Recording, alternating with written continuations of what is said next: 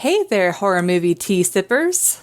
The following podcast episode will contain spoilers for the movie we are about to review. If you have not seen the movie and do not wish to have anything ruined prematurely, please do not continue to watch or listen until you have seen the movie. And welcome to the Horror Movie Tea Podcast.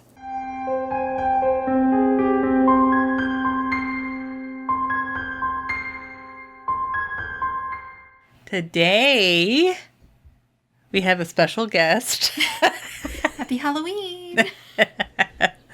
And we are covering The Mummy, the one that came out in 1999. But before we go into the review, let's grab our cups and talk about tea. So, I am drinking the Yamamoto Yama strawberry green tea, which has green tea, strawberry powder, and strawberry flavor. And I am drinking Republic of Tea's peppermint bark, and it has organic peppermint, organic green rooibos, organic cocoa extract, natural flavors, organic blackberry leaves, and organic monk fruit. And for our tea sippers out there, brew yourself a cup of tea, sit back, relax, and we hope you enjoy the review. So, I did the summary this time. In 1920s Egypt, adventurer Rick O'Connell teams up with Evelyn and Jonathan Carnahan to explore the lost city of Hamunaptra. Thank you. They accidentally awaken the cursed priest Imhotep, who begins to unleash plagues and seek a resurrection of his lost love. The group must stop him before he regains full power and brings destruction. Mm-hmm. So for entertainment, I mean, I don't think there's any surprise here, but I give it an 8. It's a classic.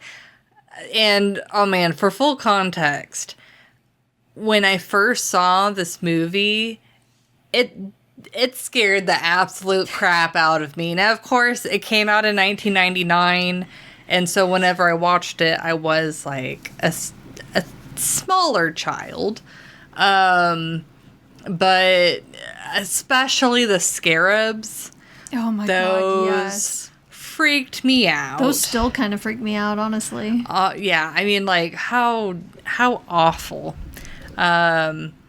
And of course, like, it didn't help that actually, like, going to school and talking about the Mummy, because it's when it had been come out, and all the kids were like, you know, scarabs are real, right? They're real, you know, and they actually, you know, it's like the whole, like, kids, like, anyway, so that made it even scarier for me. But then knowing that is like, oh, scarabs are actually, like, dung beetles. Yeah. And scarabs have, like, you know, a huge significance in, like, ancient Egypt, and, like, the mythos and stuff like that. But it's like the whole, like, eating flesh thing is something that this specific extreme. movie created.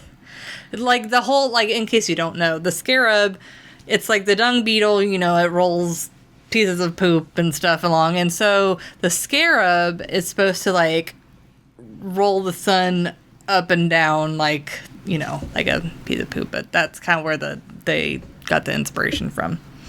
But anyways, fun. I used to be super hyper fixated on ancient Egypt. So, oh yeah.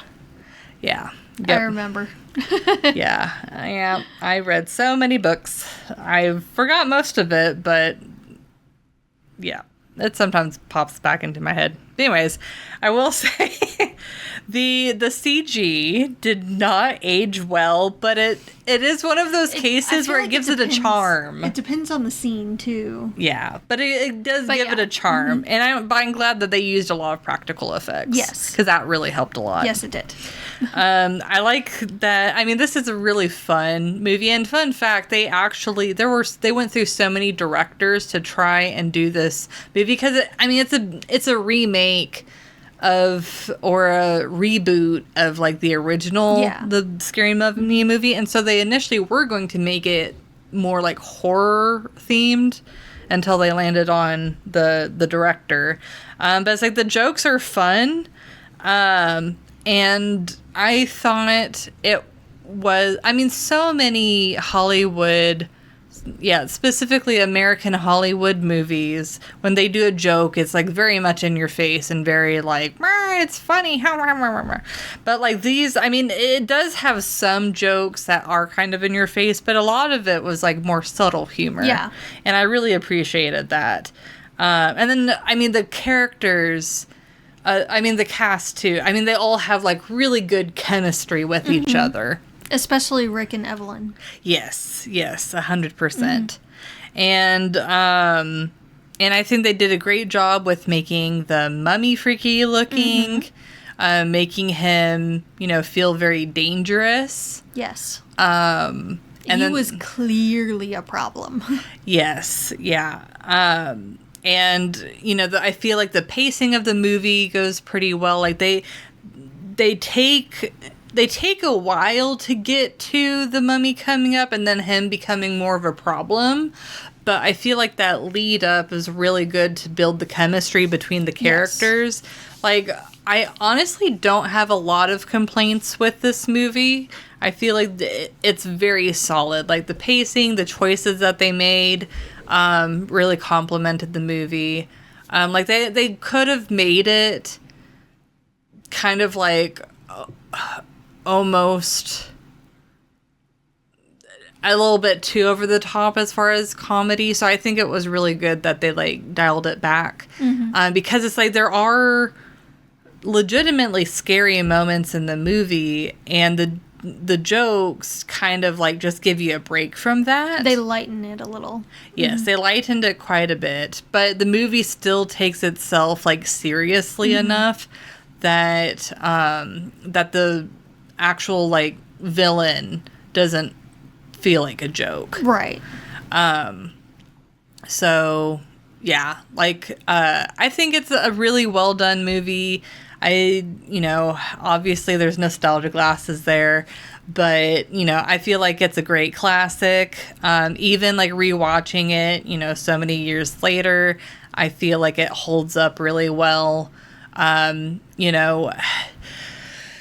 Obviously it has some problems to it, where, it's predominantly like a white cast, but that's a lot more problems than that. But yeah, we'll get to some of that in the realism. But yeah, well, and honestly, I feel like it's a product of the time, because I feel like movies nowadays are a lot more focused on like inclusivity and showing, different cultures. For sure. While this one was more focusing on telling a good story. And it did accomplish what it wanted to do, but I could also see where people from some cultures, might find it problematic or, in some cases honestly offensive, because they do change up like the ancient Egyptian mythos a little bit just to like twist it to their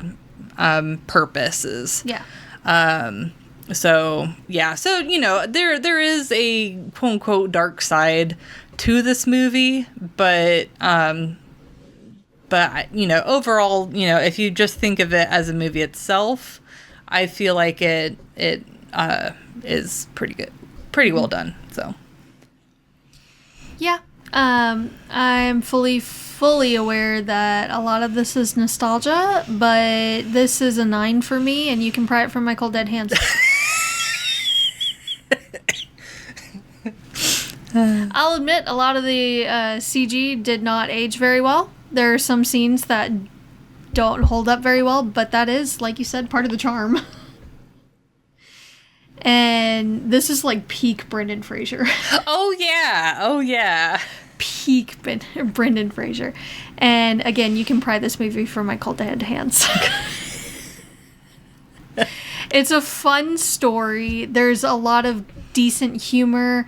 There are some scenes that did kind of freak me out as a kid. On the whole, even then, though, it was just fun to watch. And, I mean, it wraps everything up at the end with a nice, neat bow.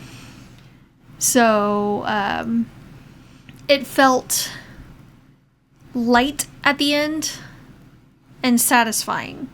So even after the movie was over, as a kid, I wasn't super scared. Yeah. Yeah.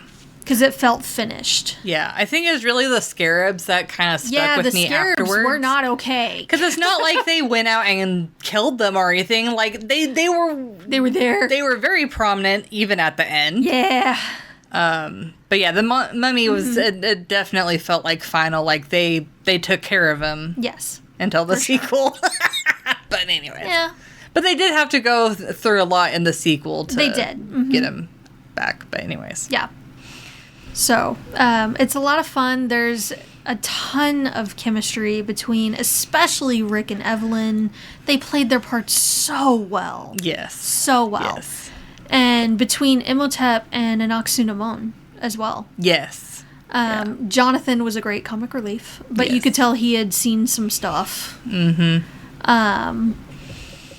They implied that he had been through a war as well.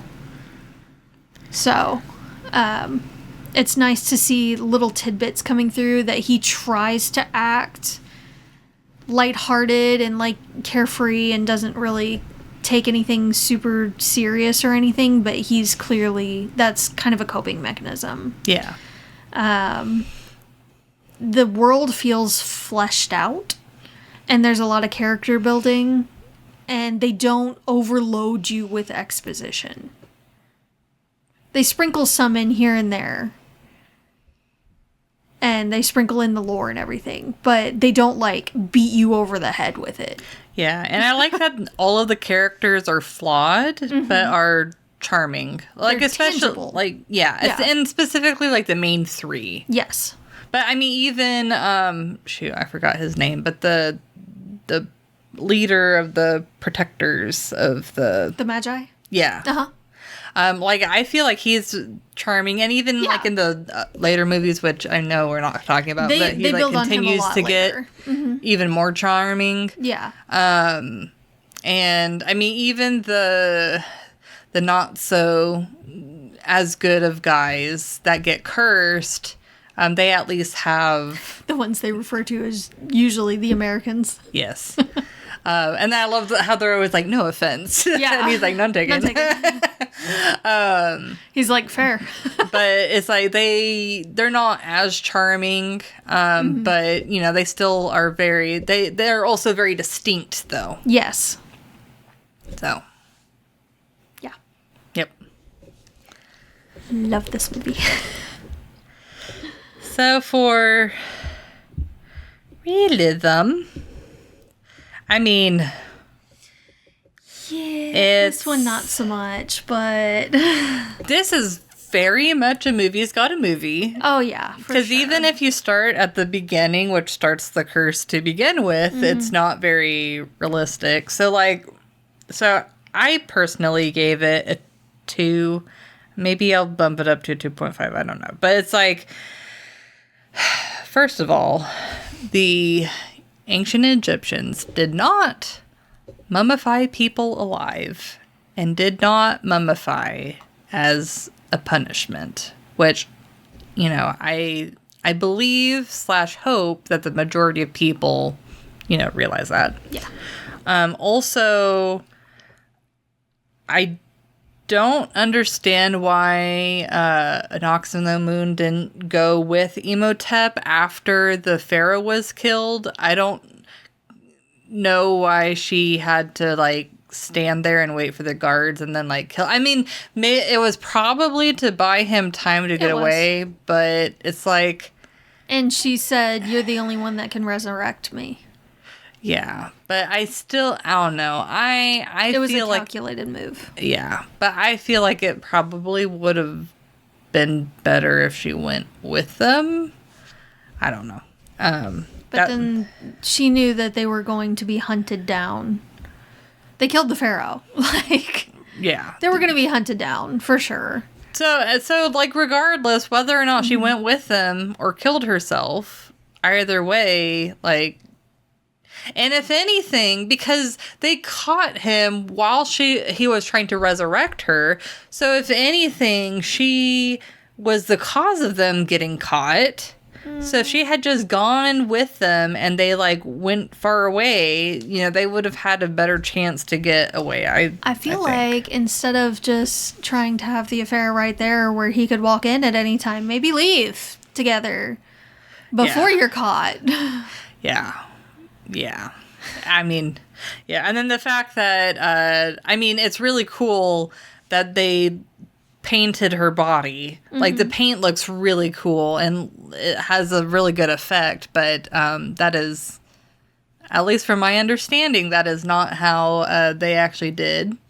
And also... There's a cool reason behind it, too. He could easily tell if she had been touched, but you know how many times you brush against crap a day? Well, and then also, whenever they're making out, it was so obvious that he was, like, rubbing the paint on her, and it's like, why don't you keep your hands, like, put your hands behind your back, do a little smoochy smooch, and then, like, at least, like, not so hard. So obvious. Yeah. Also, scarabs don't eat flesh. We touched on that. And, oh my God. So Evie's, I guess, boss, colleague, whatever. I know he liked her parents, and so he was kind of doing her a favor. But for being a scholar, he was not careful with the ancient map. That was on purpose. But it did it because he didn't really seem to have... He was in on it. You saw him later in the movie with the Magi. Fair. He was in. That was 100% intentional. Okay. I don't know. It's like the way that he acts, he makes it seem like it was an act, but no, It was because he was trying to dissuade her. Yeah. From going. Yeah. Which, good job. That didn't work at all. Kind of a surefire way to make sure that they go. Yeah. Like, it was going to happen one way or another. Yeah. O'Connell being hung and it not instantly killing him. That completely happens. Feasible, unfortunately. Yep. Yeah, like, apparently, like, this is why, like, not just public execution, but execution in general is so oogie to me. Because it's like, apparently I learned recently that for hangings, they did take a decent calculation into account on, like, based off of the person's stature and musculature and stuff, like how long the rope needed to be and how long the drop needed to be. Yep. And even that still wasn't, like, a foolproof it wasn't method. 100%. And also sometimes there were occasions where eyes would pop out, so that's why they would have a bag over their head a lot of times. Oh, and even worse, there were cases where people either got partially or fully decapitated. Yep, that happened. Not very pleasant. But yeah. Or they'd bite off their own tongue. Oh. With the sudden drop. Oh. I didn't even think about that, but yeah. There was a reason for the bag. There were a few reasons for the bag. It's just an unpleasant way to go. Yeah. But yeah. Also, I feel like the Magi were a little bit too lenient on them being there. Yes. It was a movie's got a movie thing. Yeah, like... They had plot armor working for them over time right there. Yeah. Especially O'Connell. It's like, this... Who they're trying to, quote-unquote, like, protect is literally the guy that can destroy the world. And they're like, oh no, you can have one more day, and if you're not gone by tomorrow, then we'll hurt you. Yeah, why take the chance? Yeah. Because that extra day was all they needed. And then they're like, what have you done? Just a few hours. Yeah, for real. So they did not do a very good job. No. I also am surprised that, on the one hand, they of course like need shelter and stuff like that. But it's like, I feel like they should be in the city taking shifts or something and like attacking anyone that tries to come in just to keep them out. But of course, it is very much a movie's got a movie. Oh yeah, for sure. But that's what I got.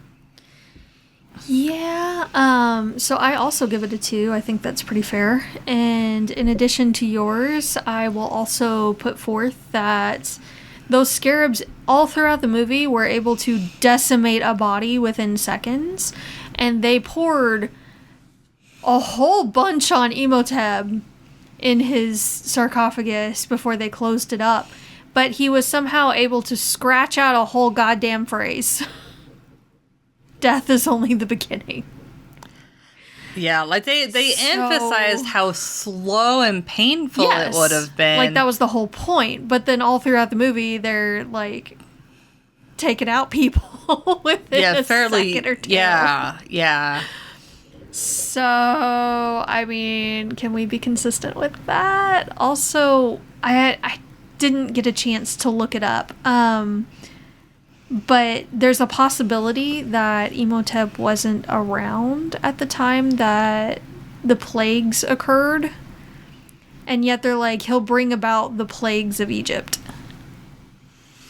Yeah, okay, that is one thing that kind of confused me. Because, I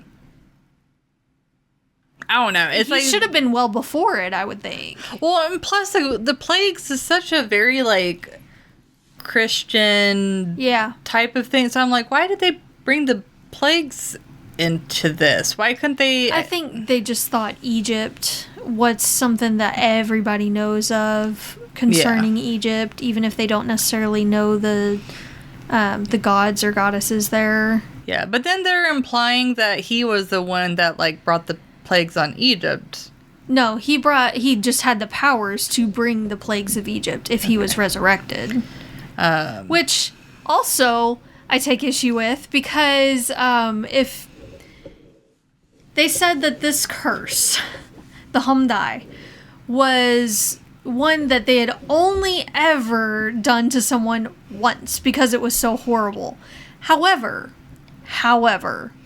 if you perform this curse on someone, then they could potentially, 1, be resurrected, and 2, if they're resurrected, then they will basically bring about the apocalypse because they will have invulnerability, like they're invincible. They made him OP. And he'll bring about the plagues of Egypt.